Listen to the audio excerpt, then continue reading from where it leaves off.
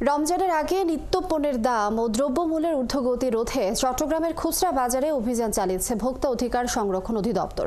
শনিবার দুপুরে চকবাজার এলাকায় অভিযান চালিয়ে বেশি দামে ভোজ্য তেল বিক্রির অভিযোগের সত্যতা মেলায় ৩টি দোকানে ১৭,০০০ টাকা জরিমানা করে ভোক্তা অধিকার সংরক্ষণের কর্মকর্তারা। ভোক্তা অধিকার সংরক্ষণ অধিদপ্তরের সহকারী পরিচালক আনিসুর রহমান জানান, খুচরা বাজারে তেল নেই বলে অভিযোগ রয়েছে। সরেজমিনে গিয়ে যারা বেশি দামে তেল বা অন্য নিত্যপণ্য বিক্রি করছেন তাদের অর্থদণ্ড দেওয়া হচ্ছে। অভিযানের সময় চকবাজারে একটি দোকানে মজুত রাখা ১২ কার্টন তেল তাৎক্ষণিক বিক্রির ব্যবস্থা করা হয়। দ্রব্যমূল্য নিয়ন্ত্রণে রাখতে রমজানে অভিযান চলমান থাকবে বলে জানান ভোক্তা অধিকার সংরক্ষণ দপ্তরের কর্মকর্তারা।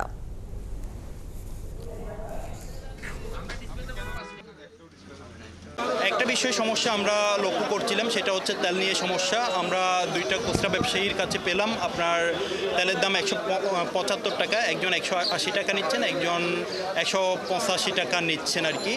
তো এই দুইটা প্রতিষ্ঠানকে আমরা সতর্কতামূলক অর্থদণ্ডও করেছি। আর এখানে একটা সগি রেস্টোরেন্ট, যেটা হচ্ছে আপনার ডিলার, উনি এই এলাকায় হচ্ছে তেল বিক্রি করেন। ওনার আমরা বেশ কিছু আপনার বাউচার চেক করেছি, উনি কিন্তু এমআরপি দামে বিক্রি করছেন, সেটা আমাদের কাছে আমরা প্রমাণ পেয়েছি।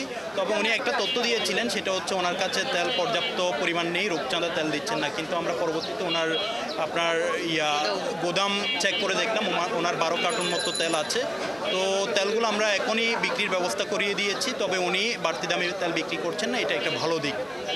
আমাদের রমজানকে কেন্দ্র করে আরও অভিযান চলমান থাকবে।